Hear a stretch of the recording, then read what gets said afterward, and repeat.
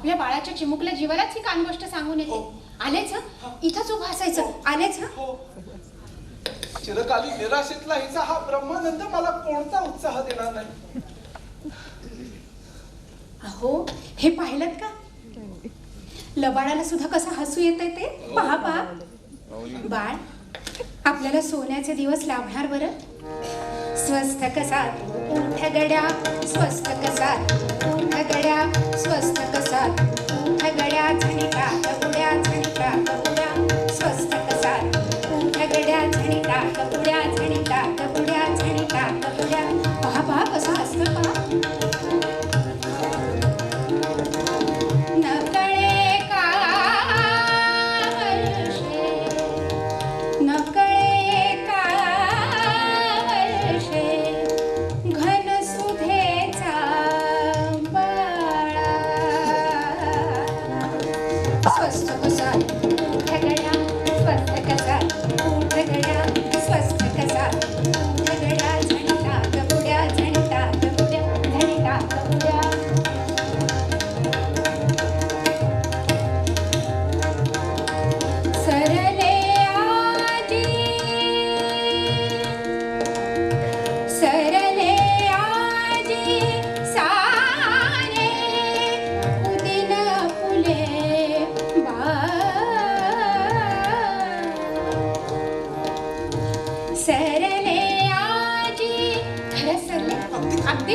बाळाच्या गळ्यात सरले आजी सारे खुदिन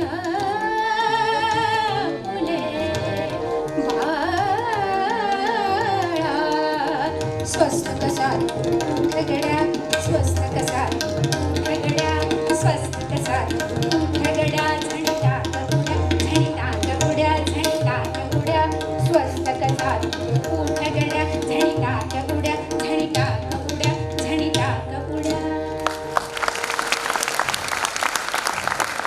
बाळ तू इतका लहान का बरं राहिलास? ही आनंदाची गोडी घेऊन बाबांकडे भाईंकडे दुडू दुडू धावत जायला नको का? पुन्हा पुन्हा मलाच काय विचारतोस? तिकडे विचारेनच. अहो याला आपल्याच तोंडानं सांगायचं बरं. काय ते? सोडली म्हणून. हो हो हो बाळा, तुझ्या गळ्या शपथ सांगतो, आजपासून तुझ्या बापानं दारू सोडली, अगदी कायमची सोडली. चल. लहानपणापासून या बागेची शोभा माझ्या पुढे वाढायची, पण तिच्याकडे सुद्धा आज नव्यानं पाहिल्यासारखं वाटतं. सुंदर परंतु निर्दोष वस्तूकडे पतित मनाला ओशाळलेपणामुळे पाहण्याचा धीर होतो. दारूची दुर्गंधी आली असताना माझ्या जीवलग बंधूंना माझी तोंड ओळख तरी पटेल का? मन कसं अस्वस्थ झालं. आज अजून कसं कोणी फिरकत नाहीये.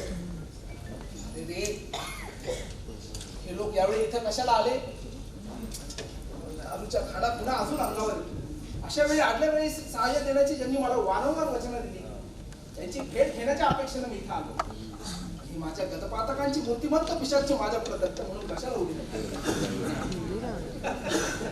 नागारा छान चांगलाच गुंगारा लष्करी. अरे हुडकून हुडकून थकलो. अखेर म्हटलं मध्येच कुठे तंद्री लावून समाधीस्थ झालास की काय कोण जाणे. आम्हा मिया साऱ्या बैठका सारे आखाडे पालथे घातले. शुक्ला फकीर बशिरीत सापडायचा म्हणून सारे गुत्ते देखील पालथे घातले. गुत्तेच पालथे घातले त्यातल्या बाटल्या नव्हे. या साऱ्या गटाचा गाळ देखील उपतला. पण तुम्हाला किधर पता नाही. बोल.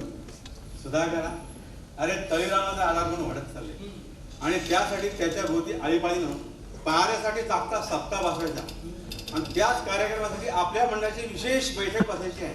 तेव्हा तू लवकर क्लबात चल. शास्त्री बुवा, तळीरामाचा प्राण जात असला तरी मला क्लबात यायचं नाही. हाँ मिया नाराज नको होना. मैंने कहा बैठक काही नसतीच नाहीये. एकदा सांगितलं ना मी येणार नाही म्हणून. आज नाही, यानंतर मी कधी येणार नाही तिकडे. देखो बरखुरदा, तुम्हारे बिना महफिल में रंग नहीं. अरे बर्फा वाचून विस्कीला तशी तुझं वाचून मदलशीला मौत नाही. क्यों?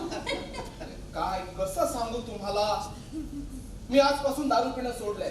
काय? दारू पिणं सोडलं? हो, यानंतर. यानंतर अरे हे काय भलतच बोलतोस? दारूच्या धुंदी सुद्धा असं कधी भरणार नाही. काय रे?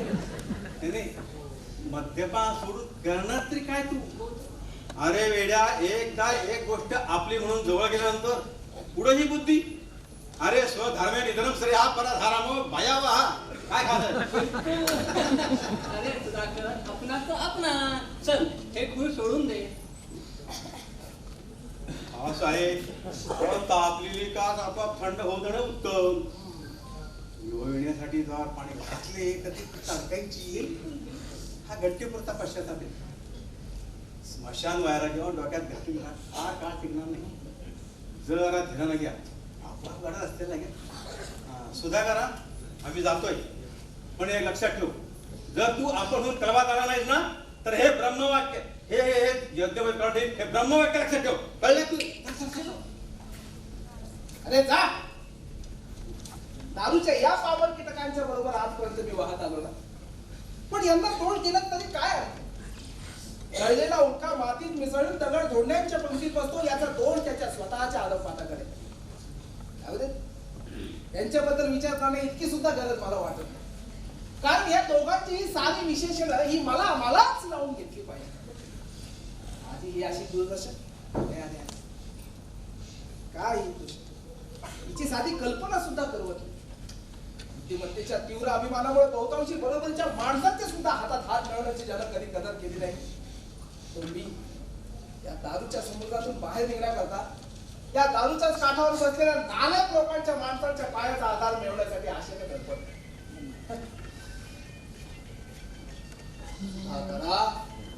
या क्षुद्र मनुष्याला प्रसन्न करून घेण्यासाठी तोंडावरच्या गरिबीचा कंगाल असो आणि कृत्रिमपणानं बदल पसरवण्यात. नमस्कार. अरे नमस्कार सुधाकर. मला मी बोललो असतो तुमच्याशी, पण आता मी अगदी घाईत आहे. माझं बोलणं तर ऐकून घ्या. ऐकून तर घ्या. अरे वा, सुधाकराच्या स्वाभिमानाला ठार मारण्यासाठी या बेपरवाईच्या हत्याला खेरीज एखादा सौम्य उपाय तुझ्या संग्रहित नव्हता का?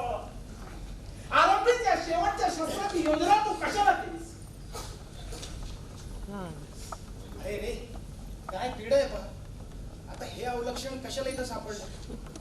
ह्या भिकाड्या दारूबाजा बरोबर उघडपणानं बोलताना कुणी पाहिलं तर अंगावर शिंतोडे उडायचे. आता ही पिढा टाळायची कशी? अहो, मांजर आडवं आलं तर 30 पावलं मागं फिरावं. व आडवी आली तर स्वस्त बसावं. बोर आडवं आलं तर जाऊ दे, 4 शब्द बोलून हा वाटेतला धोंडा दूर करून टाकायला पाहिजे. नमस्कार. नमस्कार. अरे वा, कोण सुधाकर? अरे वा, आनंद आहे. आपल्याशी 2 शब्द अहो, मी बोललो असतो. हो. माझं बाळ ऐकून तरी घ्या. निदान ऐकून तरी घ्या. अरे, याच्या संभावितपणापेक्षा पहिल्याने केलेला उघड अपमान पुरावला आहे. सुधाकराच्या निर्लज्जपणात अजून थोडी दुबदुबी आहे. अहो साहेब, मला आपल्याशी 2 शब्द बोलायचे. माझं नाव सुधाकर. माझा चेहरा आपल्याला कुठेतरी पाहिल्यासारखा वाटत असेल, पण तो आपल्या पूर्ण परिचयाचा आहे. सुधाकर, आज असं तीव्रपणानं बोलायचं काय कारण? हा, तुम्ही आमच्या पाठच्या भावासारखे, हा, आणि आमच्याशी असं बोलणं? माफ करा रावसाहेब. उतावळे मनानं आपल्या थोर मनाचा उपमर्द केला, पण मला आता मिळालेल्या औषधाचा कडवटपणा अजून माझ्या तोंडात होता येतो.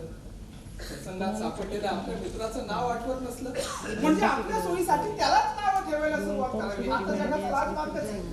ओळखीचा चेहरा पटत नसला तर इतका चिकित्सकपणा दाखवावा लागतो की हुंडीवरची साई पटवून घेताना पेढीवरच्या कारकुनात सुद्धा दुःखीचा दाखल पुढे करावा. जाऊ दे, तुमच्या माणसाला हे सगळं ऐकवणं म्हणजे अगदी असभ्यपणाच होईल. पण रावसाहेब, मी आज अत्यंत विलक्षण परिस्थितीमध्ये आहोत. मला एखादी नोकरी लावून द्या रावसाहेब. 3 जीवांचा प्रश्न आहे, नोकरी लावून द्या. सुधाकर, तुम्हाला नोकरी?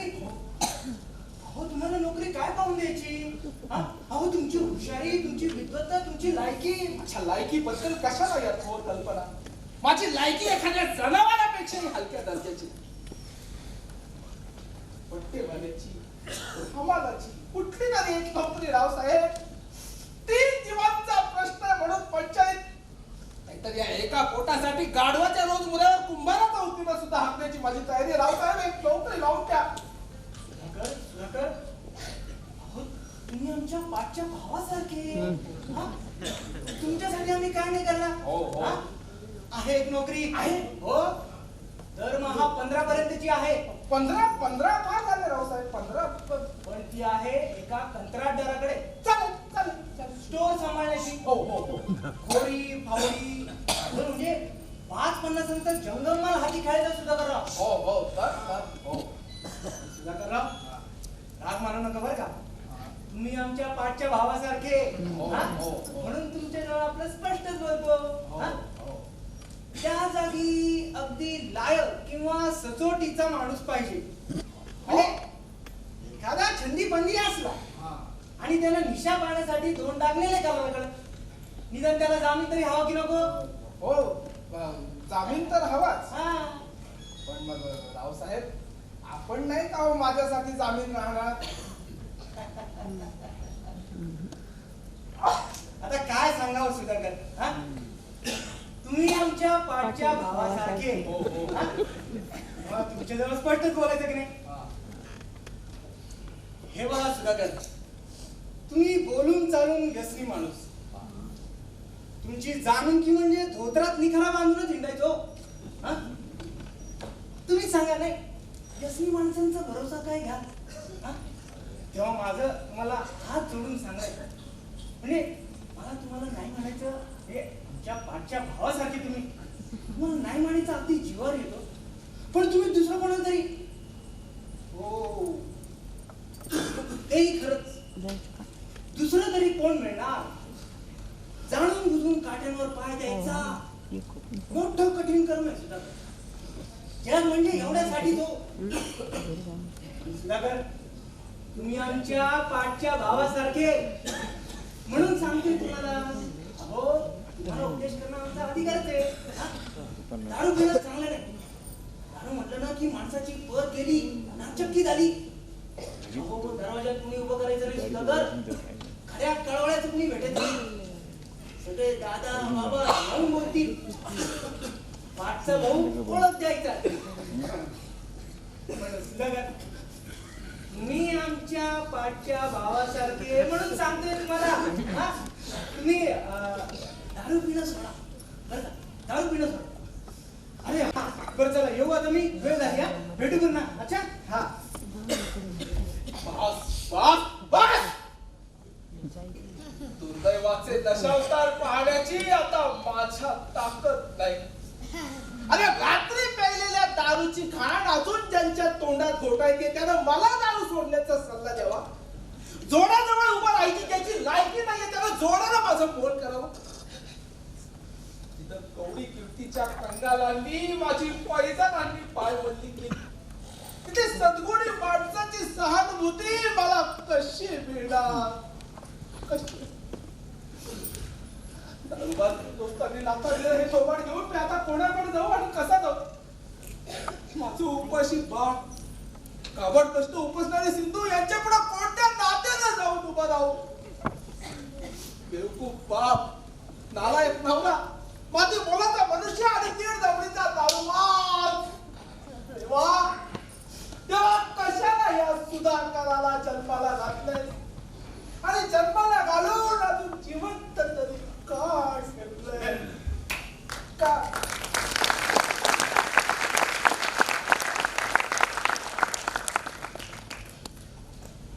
पण सुदृढ मनाला सुद्धा आत्महत्येच्या उग्र रूपाकडे पाहताना भीती वाटते. मग दारूबाज मनाला एवढं धैर्य तरी कुठून येणार? दारूबाजाच्या मृत्यूचं एकच रूप म्हणजे दारू.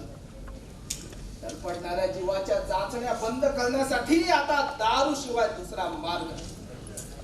म्हणून तुला सकट माणूस केला, सिंधू सकट संसाराला, सुखासकट सद्गुणाला आणि जगासकट जगदीश्वराला या सुधाकराच्या निर्वाणीच्या निराशेतला शेवटचा प्रणाम.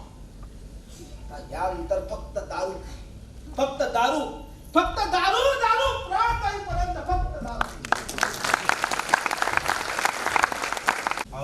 कळरा डॉक्टरचं किंवा वैद्याचं नावच काढून देत नव्हतं मला. सर्वांनी आग्रह केला, दारू पिणार डॉक्टर किंवा वैद्य मिळालं तर आणा. वैद्य नाही. मग पूर्वी वैद्याच्या हाताखाली औषधं खायला होतं पहिल्यांदा. नंतर त्यानं स्वतःचाच औषधाचा कारभार काढला. त्याला नसल्यापेक्षा ठीक. आता येवं नाही यायचं म्हणजे कबूल केलं, येईलच तो आता.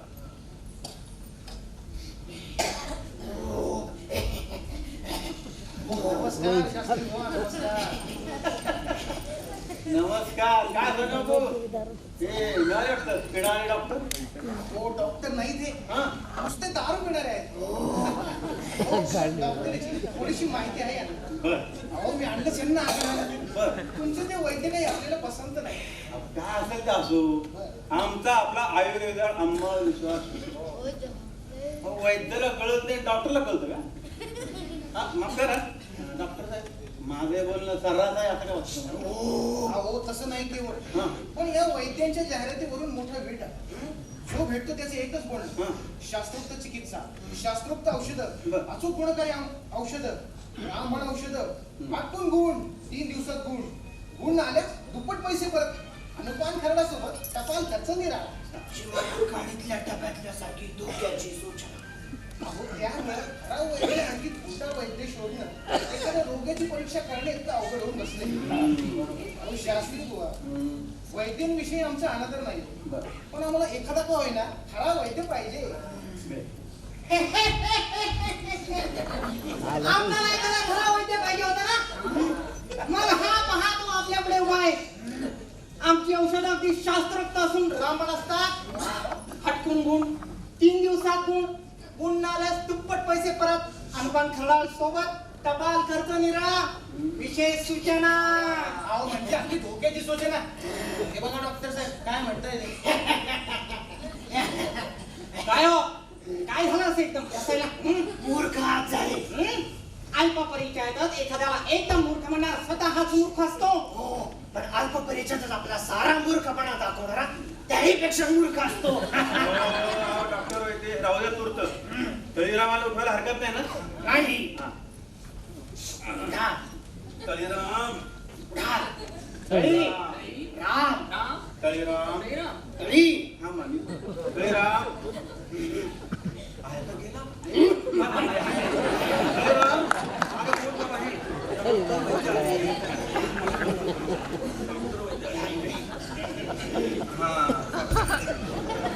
मोडा, पाय मोडा.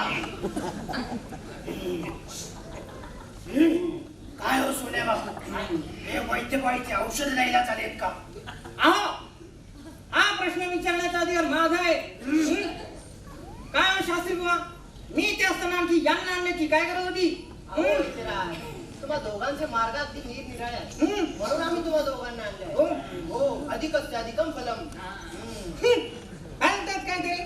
हे म्हणजे नवऱ्या मुलीला एका नवऱ्याच्या ठिकाणी 2 नवरे, किंवा एखाद्याला एका बापाच्या ऐवजी 2 बाप असे. वैद्यराज असे एकेरीवर येऊ नका. आता आला तर दोघंही सलोख्याने तरी रामांना औषध द्या म्हणजे झालं. शास्त्री बुवा, अहो एकट्या डॉक्टरना किंवा वैद्याला मी मरण्यासारखा नव्हतो म्हणून तर तुम्ही दोघांना आणले. तळेराम बापू, आपला हा जो समज आहे तो या राजश्रींच्या औषधामुळे झालेला आहे. तुम्हाला म्हणून सांगतो, यांच्या औषधामुळे जीवच नसतो. औषधात जीव नसे ना का, रोग्याचा जीव घेण्याची शक्ती असली म्हणजे झालं. नाही तरी राम, आमची औषधं तशी नाहीत. तुला दाखवतो.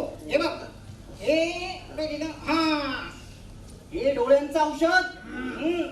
हे एकाला दिसत नव्हतं, हे त्याला दिलं. आता त्याला अंधारात सुद्धा दिसत. राहू दे, राहू दे. यांच्या तोंडाला कुलूप लावी अशी औषधावरची कडी आहे आमच्या जवळ. आमचं औषध एका जन्मांधाला दिलं. जन्मांधाला आमचे औषध एका जन्मांधाला दिलं. त्याला अंधारात तर दिसतच, पण डोळे बंद करून घेतले तरी सुद्धा एकंदर 16-17 यापैकी जलोदर हा माझा जीव घेईल असं मला वाटतं. पण या दोघांची चढावड पाहता या दोघांपैकीच कोणीतरी पहिली निघेल असं वाटतंय. मग काय तैराम काढू का औषध?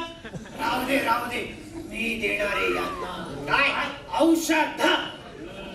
मला डॉक्टर साहेब वैद्य तुम्ही असे आपापसात भांडू. तुम्ही आपापसात भांडून एकमेकांचा जीव घ्यायला लागला तर मग माझा जीव कोण घेईल? हे बघा मी तुम्हा दोघांना माझ्या मरणाचं अर्ध श्रेय वाटून जायला काय वैद्यराज तुमची औषधं काय? राम ही पहा आमची औषधं. याच पाहून तुमचा वैद्यांबद्दलचा सारा विकल्प दूर होईल.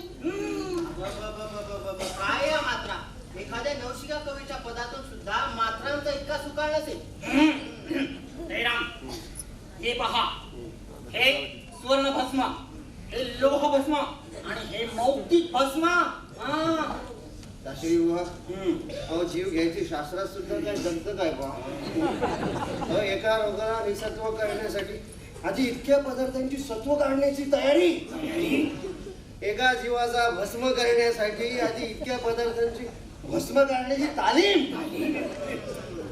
वैद्याच्या हाती सापडलेला रोगी त्याचे जिवंत सुटणे कठीण. प्रत्यक्ष लोखंडाचंही भस्म करण्याची त्याची तयारी. त्याच्या पुढे रोगी शरीराची काय कथा. अशी तशी नाही ही औषधं. प्राणापेक्षा अमूल्य आहेत. तरी रोग्याचे प्राण घेऊन शिवाय पैसेही घेतात औषधाबद्दल. पहा उगीच शब्दछल करू नका असा. ही औषधं डोळे मिटून घ्यावीत औषधं अशी आहेत. औषध घेऊन पुन्हा डोळ्या मिटावी. ते मात्र काय खरंच राजासाठी तयार केलेले पदार्थ आचार्याला अगोदर खावीच लागतात. त्याचप्रमाणे रोग्यांबरोबर वैद्यांनाही औषध घेण्याची वहिवाट असायला हवी.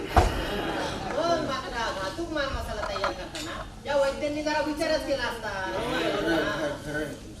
काही औषधांची गर्दी. डॉक्टर या वैद्यांवर नाही काय एखादं औषध? डॉक्टर वैद्यरा आता वाढू ना. डॉक्टर तुम्ही यांची उजवी बाजू बघा. वैद्य बुवा तुम्ही यांची डावी बाजू बघा. आता मात्र वाढू ना. काय करावं? शास्त्रात उजव्या हाताची नाडी पाहावं असं आहे. इथे आमच्या नाड्या आखट्या. यांच्या डाव्या हातालाही छोटा उजवा हात नाडी पुरता असता तर काय बहार आली असती नाही. दाढी झाली आता जीभ काढा. शास्त्री बुवा जीभ कोणाची? यांची का आमची? जीभ कोणाला पाहता यायची नाही. रोग्याला दोन तोंड असती तर घोटणी राहील. जीभ दड्यात पडलीये. हात पाहण्यावरच भागवलं पाहिजे. चांगला असतो तर एकेकाला असा हात दाखवला असता. एका तोंडाची दोन तोंड केली. समजले. नाडी फार मंद चालते. नाडी फार जलद चालते. थंडीने हात पाय गार पडले. तापमानाला हात लावत नाही. झोप लागत नाहीये. सुस्ती उडत नाहीये. रक्तसंचार कमी झालाय. रक्तसंचार फाजील झालाय. पौष्टिक पदार्थांचा वापर केला पाहिजे. वासना टाकून रक्तस्राव केला पाहिजे. होण्याचा क्षणापारी जाईल. अहो नाही तर मेदगती होईल. तुम्हाला सांगतो.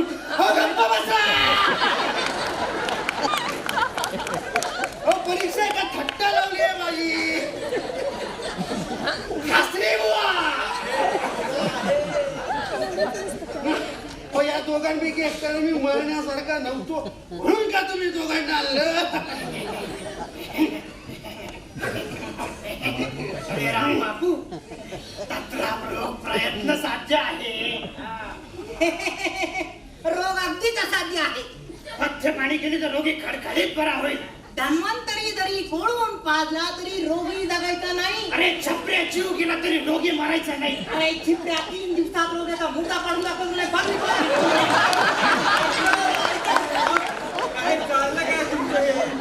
तुमची पैज होतो का? औषध काय द्यायचं त्याच्या?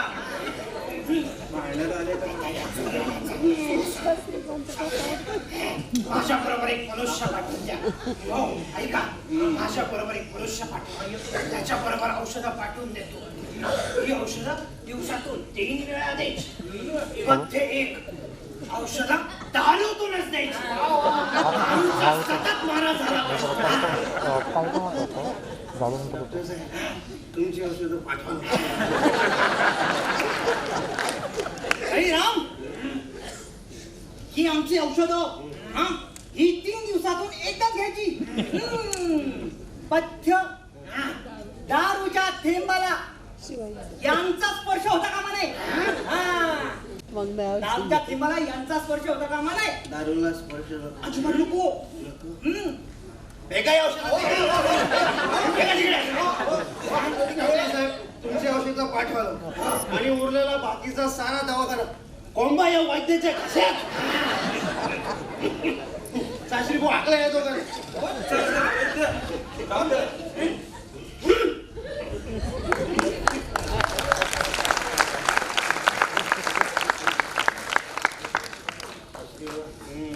औषधं करता दारू पिण्यास सुरुवात केली.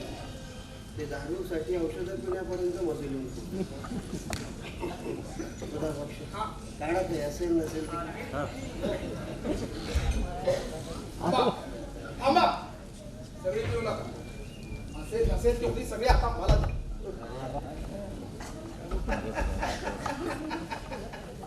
सुधाबक्ष, अरे शेवटी आपलं म्हणणं खरं झालं का नाही? सुधाकरा, अरे तुझ्या स्वभावाची परीक्षा बरोबर झाली होती ना. तुझी प्रतिज्ञा फुटकड गेली. माझ्या जोडीदार मूर्खांनो, तुम्हाला माझ्या स्वभावाची परीक्षा झाली असं नाही, पण मला मात्र माझ्या दुर्दैवाची परीक्षा केव्हाच झाली.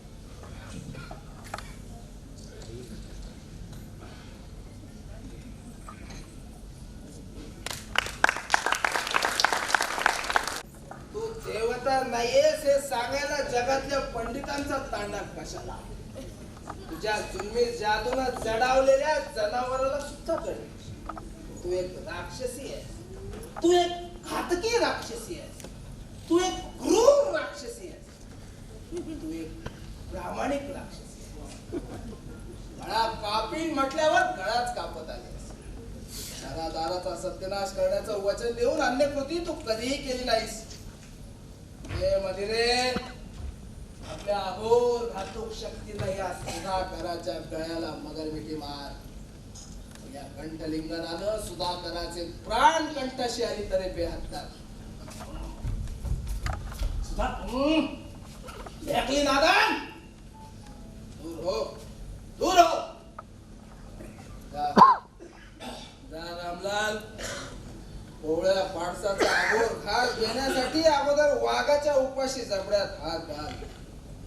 गेलेला मणी उगाळून घेण्यासाठी अगोदर दृष्टावलेल्या नागाच्या तोंडात हात घाल. मग माझ्या हातातला हा पेला घेण्यासाठी आपला हात पुढत आहे. सुधा, अरे तुझ्या निश्चयाबद्दल सिंधुताईचा निरोप ऐकून मोठ्या आशेनं मी इथं आलो होतो आणि तू हा प्रकार दाखवलास. त्यापेक्षा मोठ्या आशेने मी तो निश्चय केला होता, पण पण पण पण काय कपाळ? सुधा, अरे अजून तरी दारू सोड.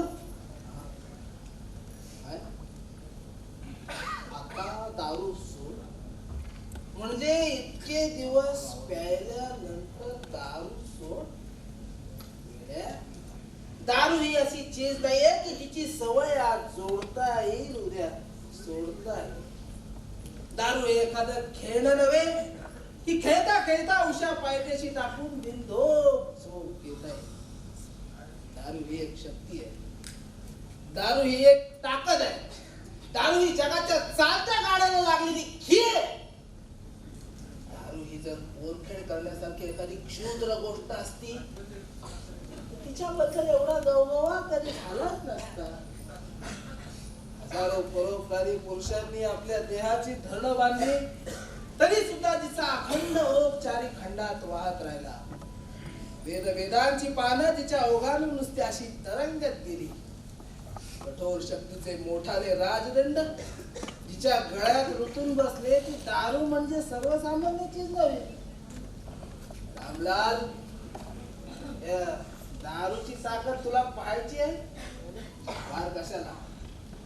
पूर्वीचे जादूगार मंत्रलेलं पाणी शिंपडून माणसांना कुत्र्या मांजराची रूप देत ही गोष्ट तुझ्यासारख्या पंडिताला आज केवळ थट्टेची वाटते. रामलाल, या दारूची ताकद तुला पाहायची असेल तर कुठलाही एखादा 32 लक्षणे आणि सर्व सद्गुणी मनुष्य माझ्या पुढे उभा कर. त्याच्यावर या दारूचे फक्त 4 थेंब शिंपड. डोळ्याचं पातळ लवतं न लवतं तोच तुला त्याचा पशु झालेला दृष्टीस पडेल. अशी ती दारू आहे, समजलास? तुझ्या विचारशक्तीनं सुद्धा तुला काय करता येणार नाही.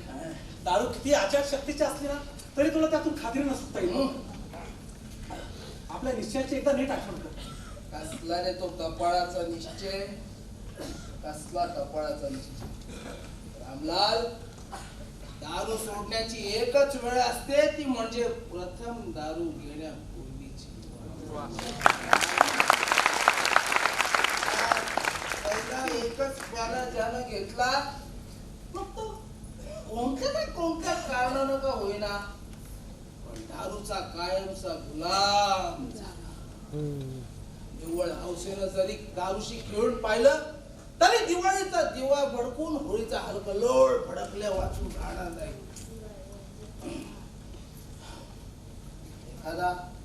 एखादा अक्षरशत्रू हमाल असो किंवा कवीचा कवी आणि संजीवनी विद्येचा धनी एखादा शुक्राचार्य असो, या दोघांचा या शास्त्रातला श्री गणेशा एकच. हा एकच झाला. आज सकाळी मला मूर्खाला सिंधू जवळ प्रतिज्ञा करताना कल्पना सुद्धा आली नाही रे की आजच माझ्या आयुष्याची प्रलयावस्था सुरू होणार आहे. रामलाल, सिंधूची ती सकाळची आनंदी मुद्रा, ते आनंदाश्रू, माझ्या मिटत चाललेल्या डोळ्यातली ती आशेची निस्तेज लकाकी आणि रामलाल, आम्ही दोघांनी बाळाचं चुंबन घेतल्यामुळे त्याच्या कोवळ्या गालांवर आलेली ती कोवळी लाली आमच्या जगातला तो शेवटचा आनंद जाऊ दे या एकच प्याऱ्यात. अरे काय त्रागा करायचं कारण तरी काय? पहिल्या अवस्थेत मनुष्य दारूला सोडत नाही, दुसऱ्या अवस्थेत दारू मनुष्याला सोडत नाही आणि तिसऱ्या अवस्थेत दोघही एकमेकांना सोडत नाही. त्या दोघांचा इतका एक जीव झालेला असतो की जीव जाईपर्यंत त्यांचा वियोग होणं शक्य नाही. अष्टोग्रह धुंदीत पडला असता एखादा रोग पळावल्यामुळे म्हण किंवा मानसिक आघातामुळे म्हण त्याचा एकदाच निकाल लागतो आणि तो निकाल जवळ आणण्यासाठी अशी भराभर दारू घेत बसणं एवढंच या जगात आता माझं काय. त्रागा करायचं कारण तरी काय? एकच प्याला. एकच प्याला. अरे या एकच प्याला आहे तरी काय असं? काय या एकच प्याल्यात काय आहे म्हणून विचारतोय. या एकच प्याल्यात काय नाही ते विचार. म्हणजे मनुष्याच्या दृष्टीला भूल पाडणारा मोहकपणा आणण्यासाठी त्या तरण्या ताट्या विद्वांच्या कपाळाचं कुंकू काढून त्या बुडत्या आगीला कसा लाल तसे लागले ते या एकच प्याल्यात इतकी कडू अवलादीची दारू भरली आहे.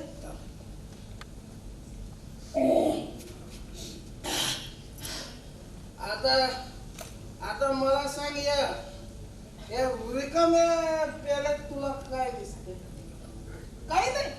अरे नीट पहा.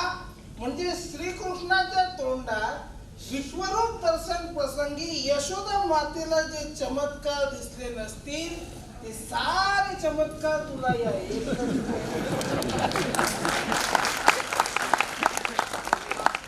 तो पाक मेलेल्याला सजीव करणारा कवीचा कवी आणि संजीवनी विद्येचा धनी शुक्राचार्य या या दारूच्या एकच प्याल्यात कसा अधपात भुगीत आहे पहा पहा.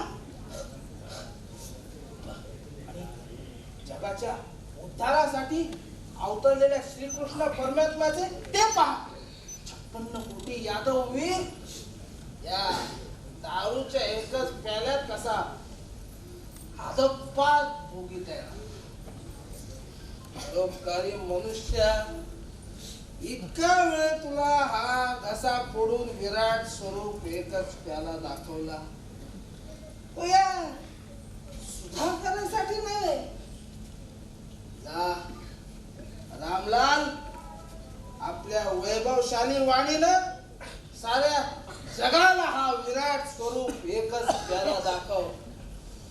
कोणी पहिला फसलेला तरुण हा पहिला एकच प्याला ओठाशी लावतो ना लावतो तोच त्याच्या समोर हा सारा विराट स्वरूप एकच प्याला उभा कर.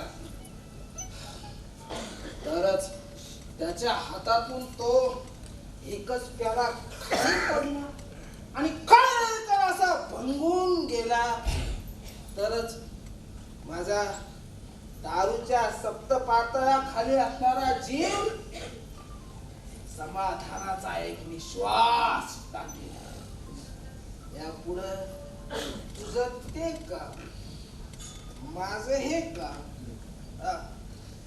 सुधा डोळ्यांनी पाप पाहवत नाही म्हणतात पण यापुढे मात्र तरी तू आता तिथल्या नाही नाही नाही पुढं बोलूच नको म्हणजे ते मोडल्याचं तरी पातक लागणार नाही.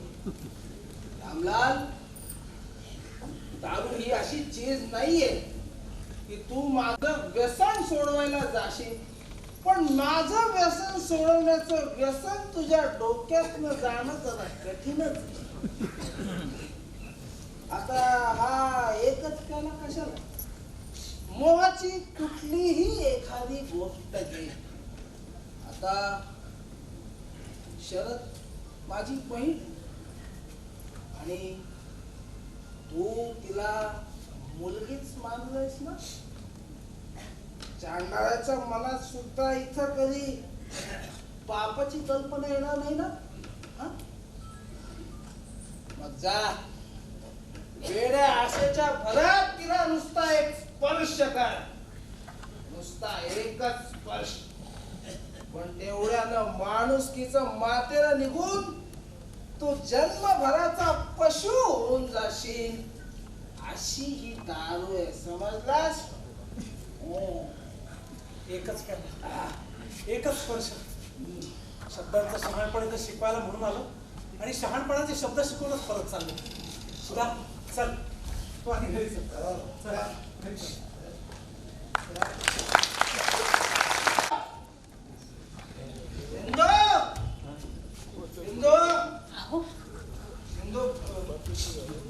मला ही पुरणार नाही. मला अजून थोडी दारू प्यायची. थोडे पैसे आण जा. पैसे? हो पैसे आण. अहो आता माझ्याजवळ काही नाही. मी कुठनं आणू पैसे? कुठं बोलतेस? अहो खरंच नाही. जा पैसे आण. अहो नाही आहेत माझ्याजवळ पैसे. नाही पैसे नाहीत. अहो हा, हा, थोडे पैसे होते हा, मग ते बाळाच्या दुधासाठी दिले. बाळाच्या दुधासाठी पैसे दिलेस? हो. त्या कामट्यासाठी पैसे दिलेस? काय बोलता आपण? त्याचा गळा दाबून टाक. अहो सिंधू तू पतिव्रता नाहीयेस. काय बोलता आपण? ते कामट्याच्या रामलालचं आहे. शिव शिव शिव शिव. काय बोलणं हे? ते कामट्याच्या रामलालचं आहे. त्या काट्याला मारूनच टाक. अहो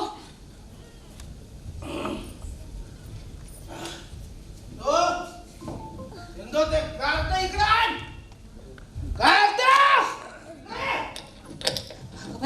आता कसं करू? माझ्या फाटक्या मायेचं पांघरून माझ्या बाळाला कसं पुरणार? 4 लोकांना बोलवलं तर यांच्याकडून काहीतरी भलतंच व्हायचं. काय करू मी?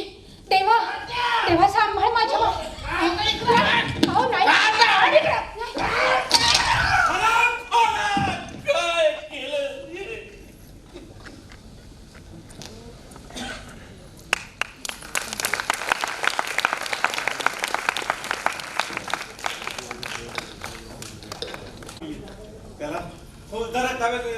मी निघालो. चल माझ्या चल लवकर चल. अरे पण काय सांगतोस काय तू? वाटेनं सर्व सांगतो. आणि हे बघ, हे लक्षात ठेव की सुधारकाराबद्दल आता रबली करू नकोस. त्या नरबोशीच्या मोहातून सुटली ताई तर मग अन्नाला तेल नाही गेले. चल लवकर चल. हे बघ, ताईनं भोगलेला हा लापेटाची शपथ घेऊन सांगतो.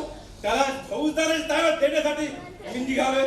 मी आता यातच विचार म्हण, सूड म्हण, काय म्हणत नाही म्हण. चल लवकर. अरे परमात्मा,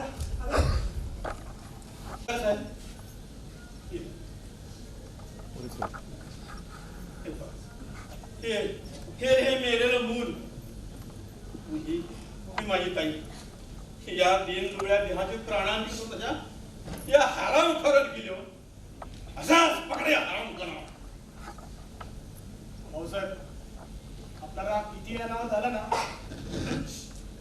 तरी आपण आता बाईंना काय ते नीट विचारून पंचनामा करतो. आपण काय होणार नाही. ताई ताई फौजदार साहेब तुझा जबाब घेण्यात आले. या खुली दारू बाजूला काय काय केले ते सगळं सगळं ते खरं ते सांग. बाई, यांनी काय काय केलं ते सांगा भाऊ. अहो, यांनी काही केलं नाही हो. कोणी सांगितलं आपल्याला हे? अच्छा, मग या मुलाला काय झालंय? आणि तुमच्या कपडावर ती जखम ती कशी? अहो, मी 2 दिवसांची उपाशी होते हो.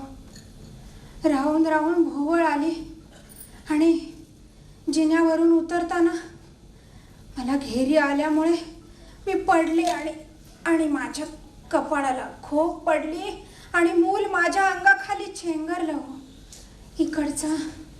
इकडचा काही संबंध नाही त्यात. ताई ताई किती खोटं बोलतीस. या काठीला रक्त लागलं कसं?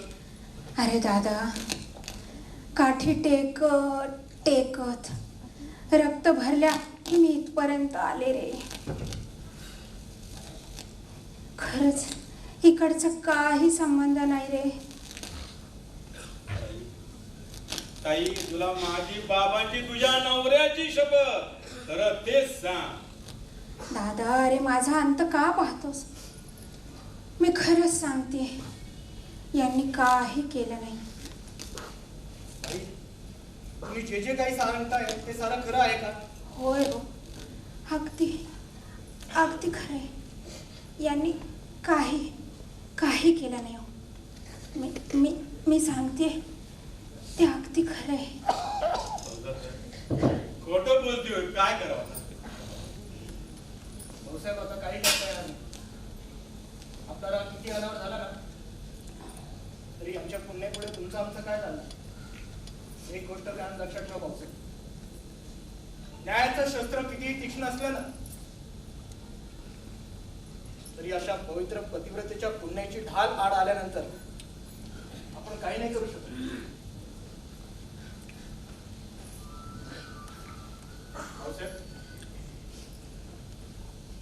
हे बघा, गंगेच्या प्रत्यक्ष प्रवाहात पोहणाऱ्यावर कुठे आग टाकून काय करणार? काहीच नाही. चला. आणि हो, तेवढी फिर्याद मागे घ्या म्हणजे झालं. पहा सैताने अजून तरे डोळे उघड.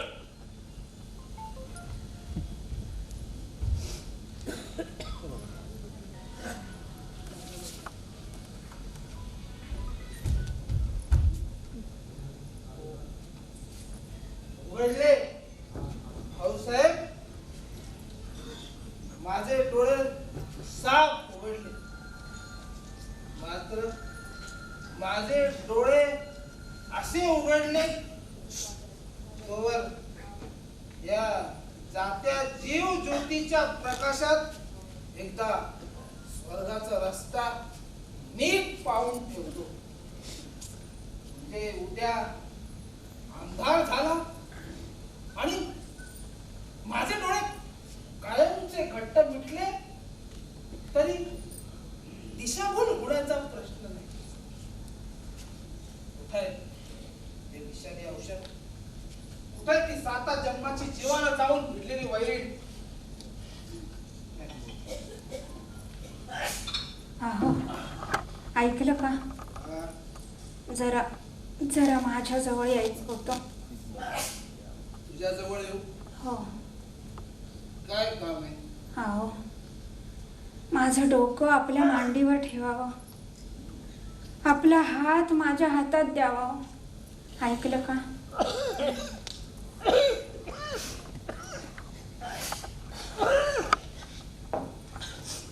सिंधू, सिंधू,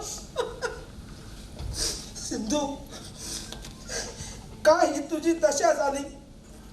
तुला पोटासाठी तळ्याला लावलं. तुझ्या तुझ्या डोळ्यात देखा तुझा पोटचा गोळा चेचून टाकला. देवी, पदरीचं पुण्य खर्चून स्वर्गात संसार सजवण्याची तुझी योग्यता,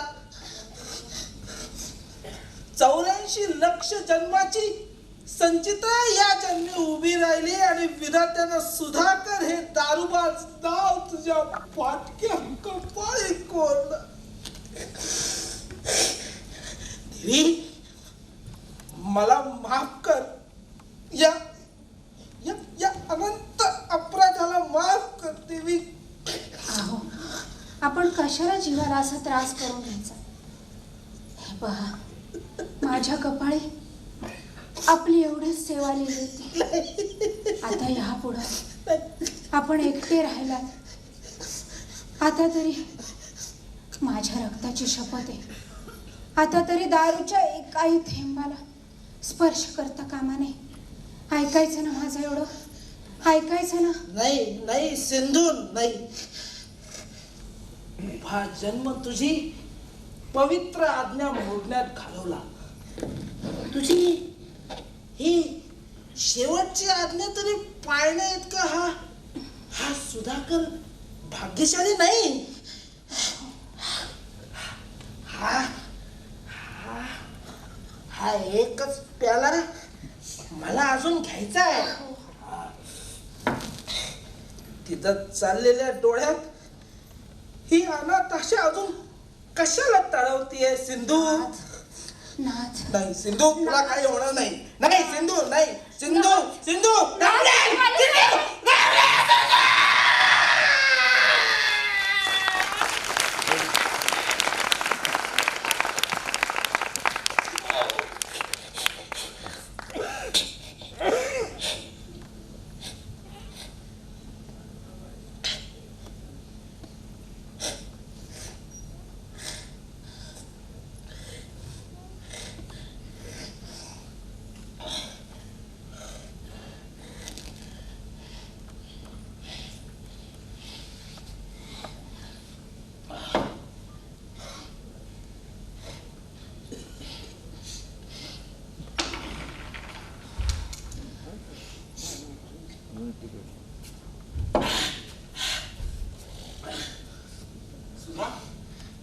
सुधा रे, काय प्यालास तू हे? दारू. एकच प्याला. दारू, अजून दारू. आणि जिने एवढा अनर्थ केला ती दारू. होय रामलाल, तीच दारू. सारख्या वज्रदेही शरीराला 72 रोगांचा दवाखाना दाखवते ना, ती दारू. शरीराला भीक मागायला लावते ती दारू. दारूबाज दारूतच मरायचा, हे हे ब्रह्मवाक्यच आहे ना. पण तसं औषधाला मारण्यासाठी त्यात पुष्कळसं पाणी ओतावं लागतं. तसंच या दारूची जळाल आग मारण्यासाठी त्यात रसकापुरासारखं एखादं विष घालावं लागतं. काय यात रस कापूर? भयंकर विष प्याला सुद्धा, भयंकर विष प्याला. लाल, ही देवता मला सोडून गेल्यावर आता या जगात माझं काय राहिले? ताई गेली, ताई. लाल, माझी सिंधू गेली. माझी पवित्र सिंधू काय सागराला मिळाली. नाही, या सागरानं निर्मिलेल्या दारू दारूच्या समुद्राला मिळाली. वामन अवतारी देवाला त्रिभुवनाचा माग घेण्यासाठी 3 पावलं टाकावी, पण या सुधाकराचं उभं त्रिभुवन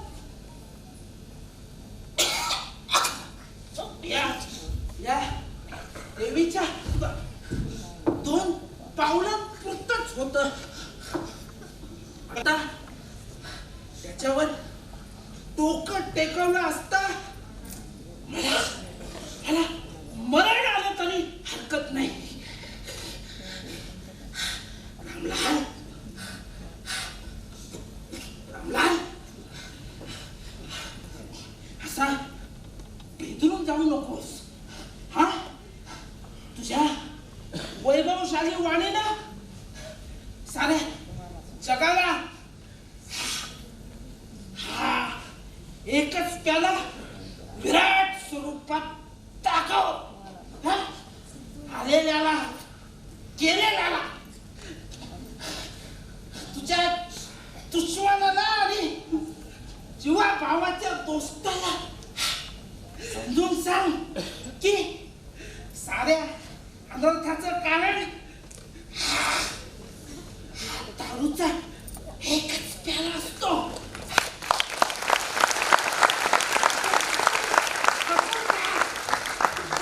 सर्वांना काय कळून सांग की वाटेल ते पातक करा, पण दारू पिऊ नका. दारू पिऊ नका.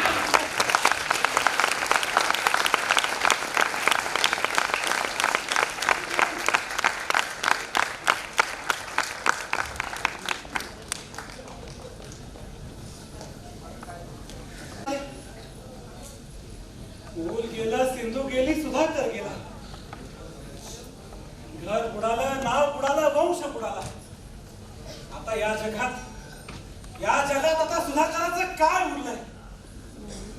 सर्वस्वासह हे 3 जीव ज्याच्यात बुडाले, तो हा दारूचा एकच प्याला.